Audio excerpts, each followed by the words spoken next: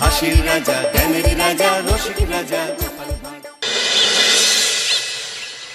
এবারে জন্মদিনে বড়ি বেগমকে চমকে দেওয়ার একটা উপায় বার করেছি। উজির, বলো তো দেখি কি উপায়? নবাবের সাজিশের হদিশ পাওয়া আমার বুদ্ধিতে নামুমকিন। বেশক বহুত বড়িয়া কোনো মতলব আছে। এবারে বেগমের জন্মদিনে বিরাট একটা উৎসব করব। সারা দেশ থেকে মহান মহান অতিথিদের নিয়ে আসা হবে। দুনিয়ার সেরা সেরা খাবার, সেরা সেরা গাইয়ে, সেরা সেরা বাজিয়ে, সেরা সেরা নাচিয়ে রাতকে দিন করে দেবে এমন রোশনাই। রেস্ট নাই। কি বললে? বহুত বড়িয়া আপনার সোচ, লেকিন মাফ করবেন হুজুর, রাজকোষের অবস্থা খুবই খারাপ। উৎসব করার মতো তো রেস্ট নাই জাহাপানা। কোনো কথা শুনতে চাই না। আমি হলাম গিয়ে বাংলার নবাব। আমি আনন্দ হই হুল্লোড় করবো না তো কে আর করবে? একদম ঠিক জাহাপানা, কিন্তু কর বসিয়ে টাকা তোলো। সব কিছুতেই কর বসানো আছে জাহাপানা। হাসি কান্না ছাড়া আর কোনো কিছুতেই কর বসানো যে বাকি নেই।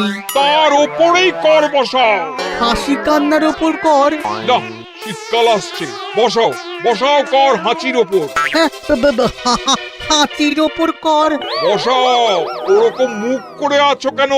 যদি না পারো তো বলে দাও, আমি অন্য উজির নিয়োগ করব। আমি আজই ঘোষণা করে দিচ্ছি, এবার থেকে হাতির ওপর কর দিতে হবে। হ্যাঁ, তো জানাব, এতে প্রজারা যদি ক্ষুব্ধ হয়? আরে বাবা, প্রজাদের কাজই তো মাঝে মাঝে ক্ষুব্ধ হওয়া। তা ঠিক হুজুর। আমাকে কদর করে এমন কিছু সন্ডা আছে, তাদেরকে কাজে লাগাতে হবে। বহুত খুব জাহাপানা। তাহলে হাঁচি গোনার লোকের ব্যবস্থা করে নি। ওই সন্ডারাই হাঁচি গুনবে। ওদের স্বেচ্ছাসেবক হিসেবে নিয়োগ করো। বহুত খুব জাহাপানা। সব জায়গায় লোক পাঠাতে শুরু করো। তবে কৃষ্ণনগরে বেছে বেছে লোক পাঠাবে। আর মনে রেখো, ওখানে গোপাল আছে।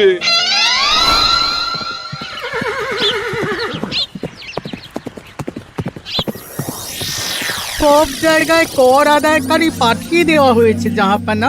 আপনার কথা মতো তাদের বলে দেওয়া হয়েছে যে আদায় হওয়া করের 10% তাদের বেতন হিসেবে দেওয়া হবে। সুতরাং কর আদায়ে কোনো ঢিলেমি হবে না। বহুত আচ্ছা, বহুত আচ্ছা।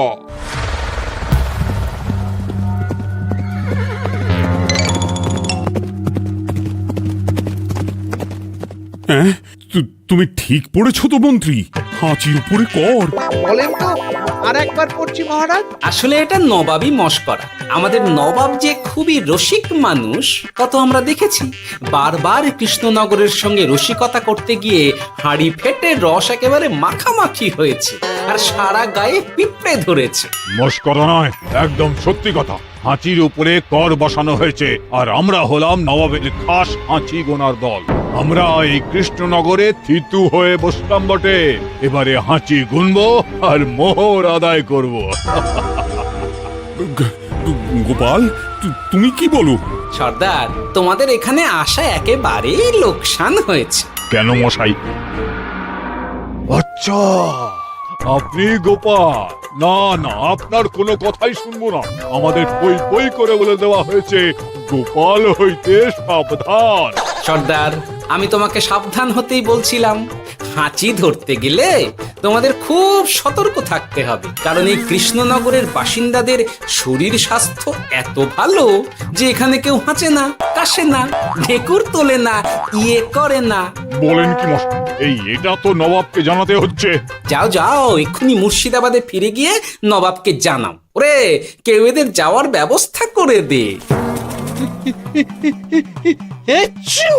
ওই তো হেঁচেছে। হাঁচি এক। পুরো এক মোহর।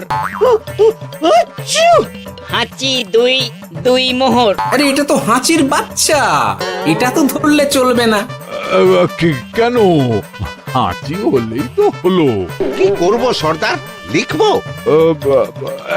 দেখ, একবার গুনে যখন ফেলেছি পুরো ছাড়তে পারবো না। আধমোহর লেখ। এটা কাশি, কাশিতে কোনো করের কথা নেই। ওই, ওরে লেখ লেখ লেখ লেখ লেখ। হাঁচি তিন, পুরো 1 মোহর। আচ্ছি, হাঁচি 4,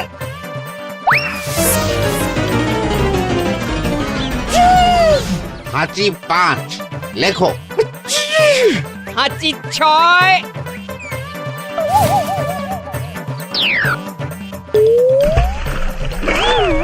যা, যা কি রে, শুনেছিলাম কৃষ্ণনগরের মন্ত্রীটা মাথা মোটা, প্রমাণ হয়ে গেল।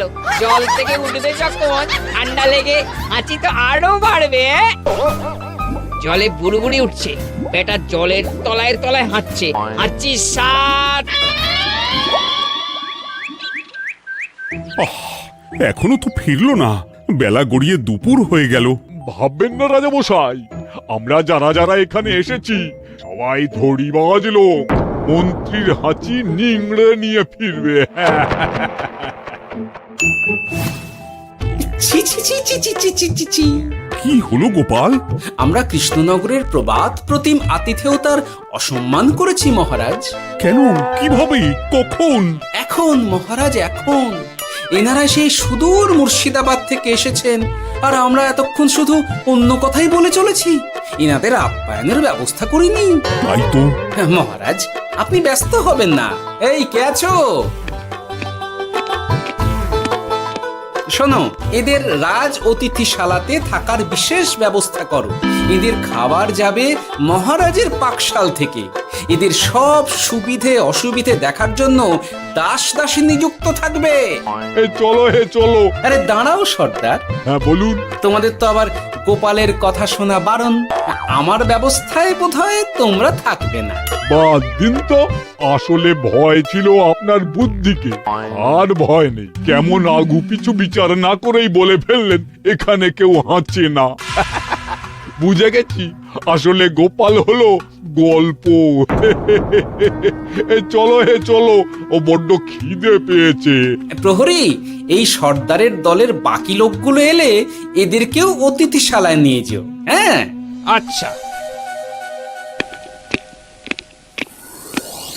কি গোপাল, এই রক্তচোষাগুলোর জন্য তুমি রাজনিবাস আর রাজভোগের ব্যবস্থা করে দিলে? গোপাল কার পক্ষে মহারাজ? এতক্ষণ গোপালের সব কাজ তো কৃষ্ণনগরের বিপক্ষে গেল। বটেই তো, আমি মনে মনে গণনা করে দেখলাম গোপালের শুল যোগ শুরু হয়েছে। আগামী 1 যুগ ধরে গোপাল যেখানে থাকবে সেখানে রাহুর প্রকোপে দুঃখ দারিদ্র মহামারী একসঙ্গে এসে ধরা পড়বে। মহারাজ, গোপাল কখনো কৃষ্ণনগরের খারাপ ভাবেনি। সে যখন ওই রক্তচোষাদের রাজভোগে রাখার ব্যবস্থা করেছে, তখন বুঝতে হবে এর মধ্যে একটা ঘোরতর পেঁচ আছে। গোপালই তাহলে বলুক, কি পেঁচ? মহারাজ, মানুষ বিলাসের সুযোগ পেলে কাজ ভুলে বিলাসেই ডুবে থাকে। কত সম্রাট মহাসম্রাট বিলাসিতায় ডুবে কত সাম্রাজ্য মহাসাম্রাজ্য ভেঙে টুকরো করেছে। এরা তো নবাবের পাঠানো কিছু মূর্খ বালক মাত্র মহারাজ।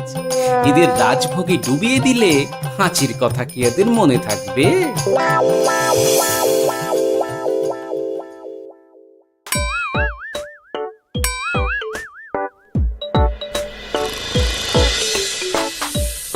কি ব্যবস্থাপনা সব ঠিক আছে তো? হ্যাঁ হ্যাঁ, খাসা ব্যবস্থা হয়েছে। আপনারা আমাদের অতিথি বলে কথা, আরাম করুন।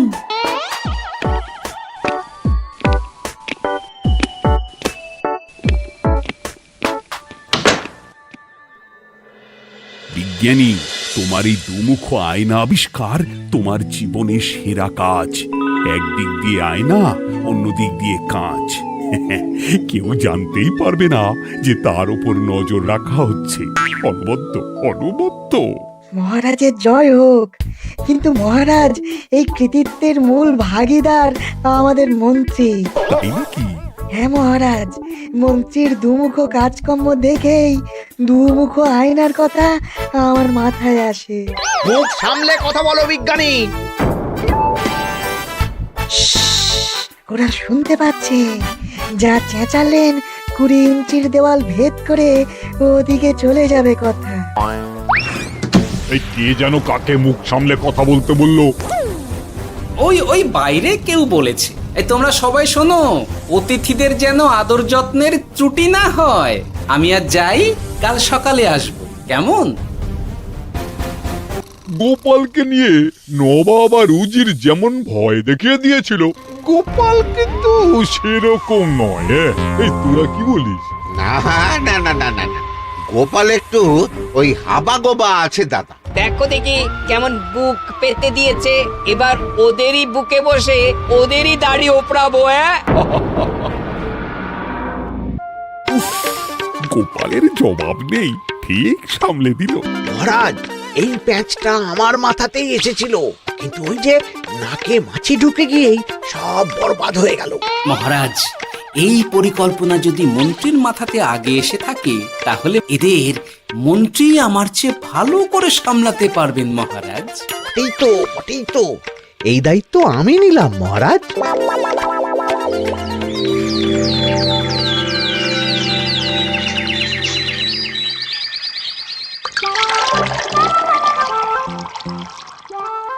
আহা, সকালে ঘুম থেকে উঠে এই রকম বেলের পানা যেন স্বর্গের অমৃত।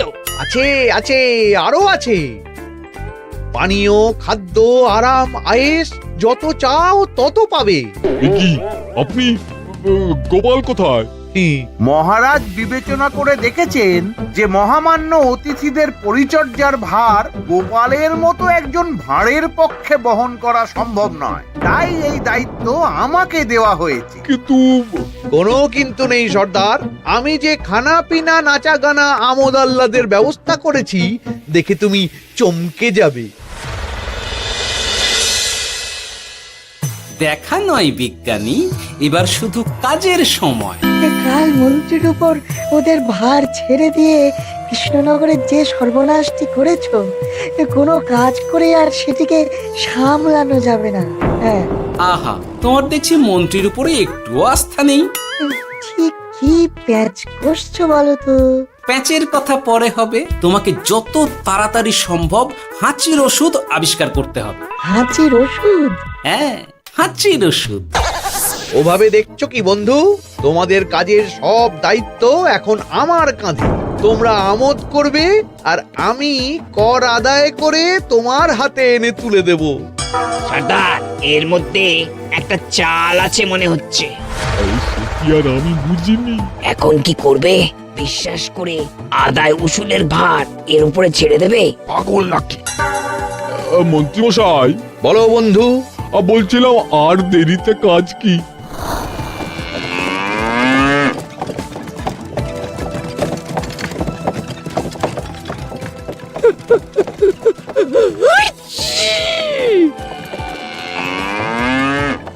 মন্ত্রী, লেখো হাঁচি এক। ওহে, তোমার নাম কি? মন্ত্রেশ্বর উজুরি আগে। লিখুন মন্ত্রী মশাই, নাম লিখুন। ওহে মন্তেশ্বর, হাঁচি কর, এক মোহর ছাড়ো দেখিনি। হাঁচি দুই। যাও, দৌড়ে গিয়ে দু মোহর আদায় করে আনো। ওরে, তোরা সব কৃষ্ণনগরের কোণে কোণে ছড়িয়ে পড় দেখি, একটা হাঁচিও যেন বাদ না পড়ে। হ্যাঁ,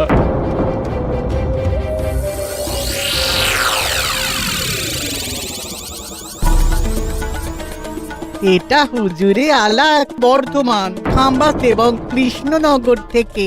চমৎকার চমৎকার। তাহলে গোপাল কিছু করতে পারেনি, আমাদের যুব শক্তি কৃষ্ণনগরকে পুরো নিংড়ে নিয়ে আসছে।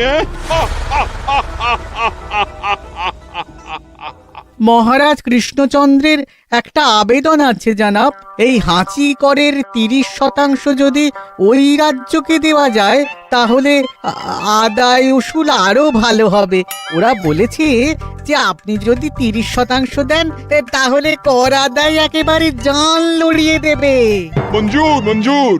আর একটা আর্জি আছে হুজুর, কৃষ্ণচন্দ্র কদিন বাদে নবাবকে কৃষ্ণনগরে আমন্ত্রণ জানিয়েছে। কেন? কৃষ্ণনগরের নবাব এবং তার উন্নয়ন উপলক্ষে এক মহোৎসব হবে। সেই সঙ্গে শহরে থাকা ইংরেজদের কাছেও নবাবের সৈন্য বলের এবং নবাব ও কৃষ্ণনগরের মধ্যে পারস্পরিক ভ্রাতৃত্বের সম্পর্কের বার্তাও পৌঁছে দেয়া যাবে। নবাবের অধীনস্থ রাজারা নবাবের শত্রু, এই রকম একটা ধারণা থেকে ইংরেজরা ইদানিং বেপরোয়া হয়ে উঠেছে, তাতে লাগাম উঠবে। বহুত খুব, মঞ্জুর মঞ্জুর মঞ্জুর।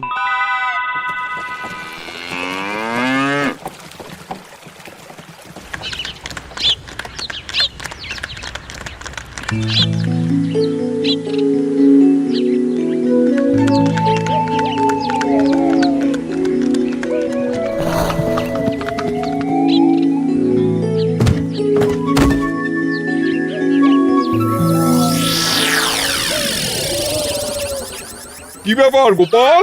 জাহাপনা বলুন, কি খিদমত করব? আমি যা বলবো তাই করবে। অবশ্যই জাহাপনা। क्या बात উজির, তুমি সাক্ষী, মহারাজ কৃষ্ণচন্দ্র আপনিও সাক্ষী। গোপাল আমাকে কথা দিয়েছে আমি যা চাইবো তাই করবে। গোপাল, তুমি আমার সঙ্গে মুর্শিদাবাদ যাবে। এখন থেকে আমার দরবারের বিদূষক হিসেবে থাকবে, কেমন? ওরে ওরে ওরে ওরে ওরে, তোরা বাজনা বাজা। এখন থেকে গোপাল আর কৃষ্ণনগরের নয়, গোপাল মুর্শিদাবাদের। চড়ছে বাজা।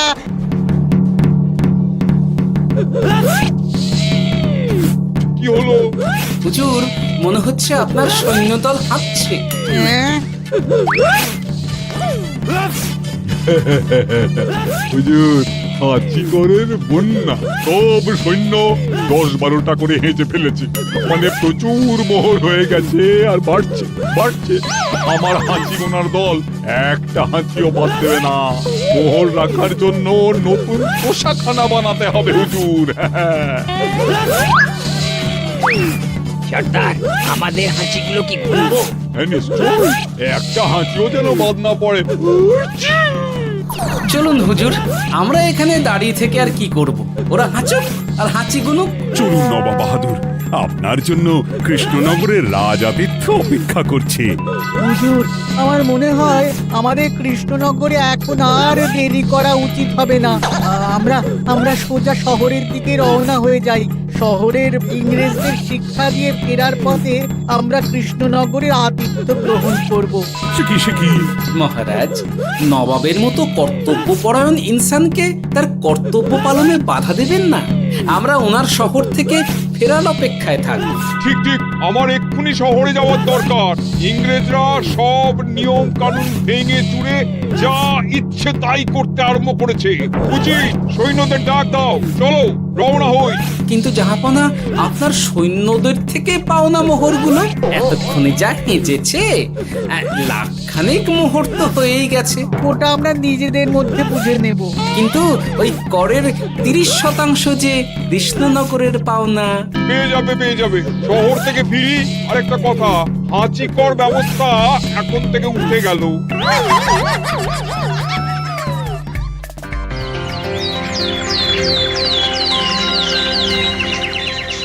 মহারাজ, কিভাবে গোপাল ভাঁড় মহাশয় নবাবের উন্মাদের মতো জারি করা ওই হাঁচিকর থেকে আমাদের সকলকে রক্ষা করেছেন তা আমরা সকলেই জানি।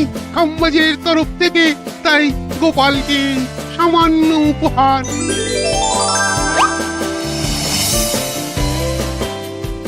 ওহ গোপাল, সত্যি তোমার জবাব নেই। কিছুই হতো না যদি না বিজ্ঞানী ওই হাঁচি চূর্ণ আবিষ্কার করত। এই উপহারের অর্ধেক কিন্তু বিজ্ঞানী। সবই তো বুঝলাম, নবাবকে সৈন্য সহ নিমন্ত্রণ থেকে সৈন্যদলকে হাঁচি চূর্ণ মাখানো, চাঁদোয়ার তলায় ঢোকানো পর্যন্ত। কিন্তু চাঁদোয়া থেকে হাঁচি চূর্ণ ঝরে পড়লো কি করে, সেটাই তো বুঝলাম না। এটা তুমি বলো বিজ্ঞানী। শব্দে বাতাসে কম্পন তৈরি হয়। গোপালের হাততালিতে আমার ঘরের শাড়ি থেকে হাঁচির জন্য ঝরে পড়েছিল। এখানে চাঁদোয়া থেকে ঝরে পড়েছিল বাজনার শব্দে। কি ব্যাপার বিজ্ঞানী, তুমি এখন ছেলে খেলা করছো? হাঁচির ওষুধ হয়ে গেছে। হয়ে গেছে? মূল উপাদান তামাক, গোলমরিচ আর আলকুশির গুঁড়ো। কাজ হবে? হাততালি দাও। কাজ হলো? ব্যাপারটা কি হলো? ওই শাড়িটাতে হাঁচি চূর্ণ মাখানো আছে, তোমার হাততালির শব্দের কম্পনে ঝরে ঝরে পড়েছে।